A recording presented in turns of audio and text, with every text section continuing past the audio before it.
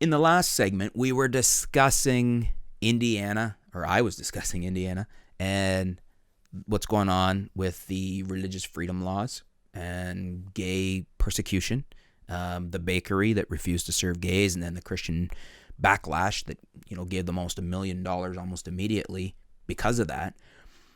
And I touched on in that video the whole thing about ranking of sins. Why are, in this case, it would seem to be, hardcore right-wing Christians or conservative Christians, whatever, let's never mind the labels, but I think, conservative Christians or just Christians that really believe that homosexuality is a sin and they don't want to serve those people, like the bakery issue.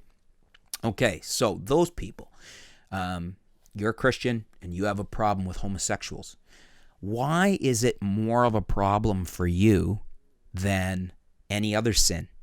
And that's, I touched on that in the last video. There's a lot of things that the Bible commands people not to do. You're not supposed to lie, cheat, steal. You're not supposed to get divorced. If you're going to be literal about this, you got to take the whole Bible literally, because Jesus doesn't say a thing about homosexuality. Not a word.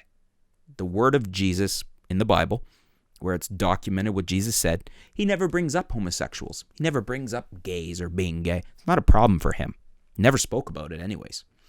There are about 5 references maybe in the entire Bible about being gay and about homosexuality being a sin. And they're mostly in the Old Testament. I think there's 1 or 2 in the New Testament. But Jesus never speaks about it. So, why are Christians pointing at that one thing and saying that that is worse than all these other things? Because you don't see this bakery. I didn't hear them saying that they also wouldn't serve you if you've been divorced or if you had a past criminal record, if you'd stolen something, if you've been caught being a liar. Look at Ted Cruz, presidential Republican candidate Ted Cruz. If you check Polyfax or PolitiFax or whatever and Google him, he's quite the liar. I mean, whether you like him or not, if you want to put aside your bias plus or against him, for or against him, check him out, because he's been shown to have lied many, many times. What he says is indeed not true many times. So, would you serve Ted Cruz if he came in? Because he has lied. There's no doubt about it. He's been a liar. But the Bible commands us to tell the truth and not to lie.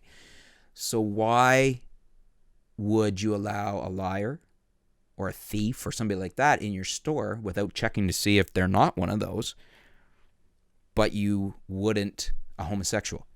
It's like, why are you putting homosexuality up there as a worse sin, as like the creme de la creme of sins? It's almost like like people like these Christian folks who are really against homosexuality and want and want these laws like the bakery wants to be able to not serve them. It's almost like you're treating that as worse than murder, I don't know. Like, to me, and this is me, I'm not an overly religious person. I'm not a religious person, actually. Homosexuality doesn't concern me. And I heard Glenn Beck say that, and I like that, although he seems to have a conflicting then position on these laws. I'm not a homosexual. If you want to be a homosexual, it doesn't affect me at all.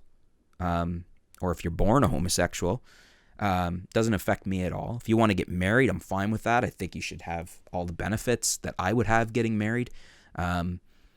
Just because you choose to be, if you're a man and you marry a man, or if you're a woman and you marry a woman, I don't see why what I can get benefit-wise as a married heterosexual should be any different than you would get as a married homosexual.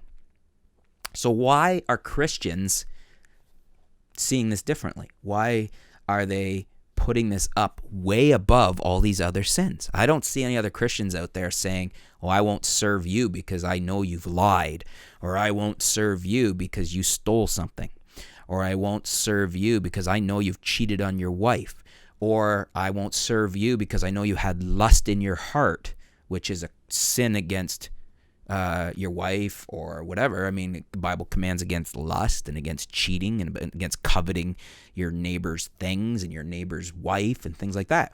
Why aren't those sins? Why aren't you blocking out people that do those sins? Why are you so fixated on homosexuals? Really, if you look at them all, homosexuality is the one thing that doesn't affect you at all, doesn't do anything to you, doesn't harm you in any way. That it's their lifestyle. That's what they're doing, and they're not doing something to you. They're not stealing from you. They're not lying to you.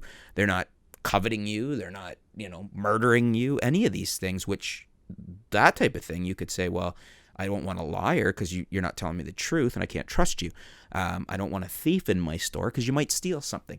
I don't want a murderer in my store because my life's at risk. I could see why you don't want those people in your store. But what's a homosexual done to you? Just because they're gay doesn't mean they're going to come in and try and hit on you or something. So I don't know. I'd like a good answer. I've yet to hear one. I've never heard one from a Christian on why homosexuality gets this super duper ranking, this super sin classification. The way they talk, with all the things I'm hearing, it's like it's worse than murder, which I think was probably one of the worst sins in the Bible. Anyways, maybe you guys can help me out. Leave a comment below. Let's have a discussion on it. Keep it civil. Thanks for tuning in. I'm ready to be enlightened. I have an open mind. I will listen. If you're not making sense, then I'm not gonna, it's not gonna go anywhere in my head. But I'd love to hear a valid reason for this. It would go a long ways towards my thinking that this type of behavior is nuts. Anyways, thanks for tuning in. Leave a comment below. We'll talk to you soon.